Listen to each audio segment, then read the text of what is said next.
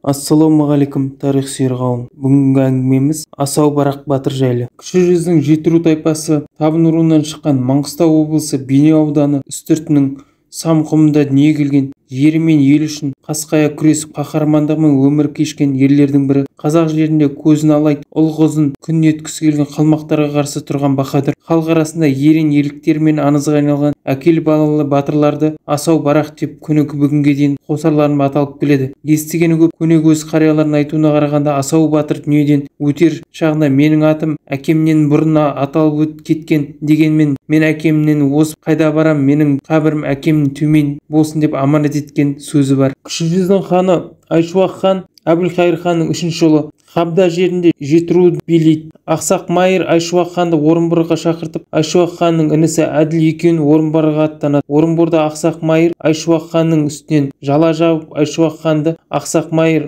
қамауға алады. Айшуақ хан Әділ інісіне күрең атын беріп, Барақ батырға хат жазып жібереді. Сол уақыттарда Айшуақ хан Барақ батыр сыйласатын жақсы дос болған дейді.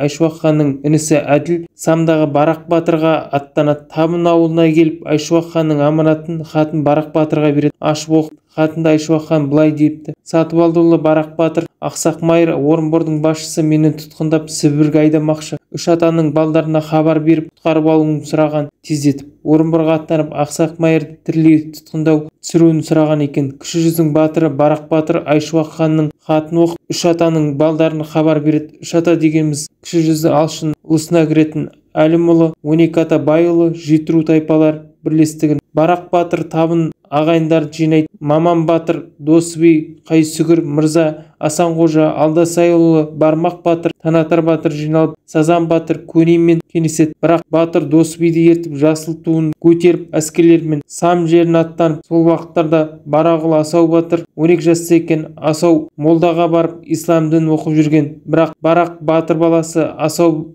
батырды жас бала көріп, ертпей ауылына қалдырады. Қосымқожа Сопы Әзиз деген әулие қалма балам, аттан деп суық қаруларында әкесі Барақ батыр бастаған әскерлерді қуып жет деп аттандырып жібереді. Барақ батыр әскерлерімен Жем өзенін өткен соң үш атаның басы қосылады. Әлім руынан Тілеумен Қабақ бастаған, 12 байылын бастаған Атақ Қозы мен Сырым би, Кердері руынан Өсер мен Шүйде, Тама руынан Есет батырдың ұлы Қырымшы Ақтанбай батыр, Тарақты Табын руынан бастаған Бөгенбайлы Тіленші батыр, Рамадан мен Керей Кердері әскерлері қосылады. Үш ананың басы бірігіп Барақ батырды басшы ретінде қолдап, Қобда жерінен қозғалып кетеді. Барақ батыр төңірегінде үш атаның батырларын топтап, жасыл туын төңкеріп тұрады. Сол кезде Ақсақ майыр дүрбісімен қарағанда Барақ батырдың төбесінен қара бұлттай төңіреп келе жатады. Әруақты батырды құдіретті мықты болғандықтан кәпірдің оғы өтпеді. Алдында шыққан солдаттары шауып келеді. Үш атаның балдары мен орыстың солдаттары бекіністің сыртына соғысады.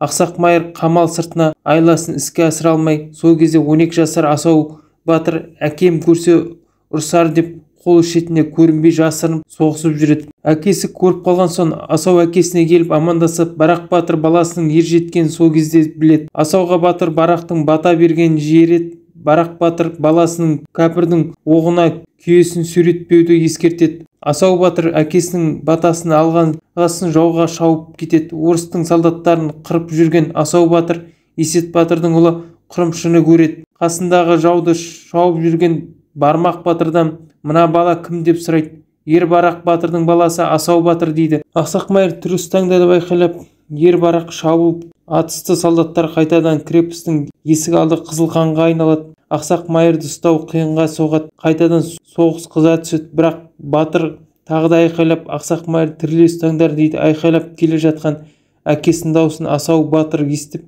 сонда Асау батыр крепостқа жаудың жасағына кіріп кетеді. Оны көрген Тіленші батыр Бармақ батыр әтіреді үшін қақ жарады. Асау батыр Ақсақ майырға жабысып, екеуі жағаласып жатады. Қойғы тиген бөрде Асау батыр Ақсақ майырды шашынан сүйреп шығады. Бұны көріп солдаттардың біреуі жақын келеді. Асау батыр найзасымен түйреп өлтіреді. Қайталана келген екінші солдатты қылышымен сермеп өлтіреді. Жан тәтіс солдаттар енді жақын келмей жалғыз өзі ұрысып, Ақсақ майырды сүйреп Асау батыр келеді. Сол уақытта Асау батыр қатты терлейді. Бетінде оқ дәрісінің күйресін бір сыпырып жіберіп, арт жағынан келіп бір солдат мылтығымен атады. Сақ етіп оқ асауға тиеді. Әкесі бетіндегі оқ дәріні сыпырма деген. Оқ деген білет. Оқ десе де Асау батыр Ақсақмайырды сүйреп келеді. Тіленші мен Бармақ батыр келіп Асау батырға көмек береді. Оқ тиген жеріне қан сорғалап, оны көрген Тіленші Бармақ батыр жауды қырып келеді. Сол жақта 12 жасар Асау батыр кәпірдің көп солдатты өлтірді, жауды жеңіп, еліне аман есен оралады.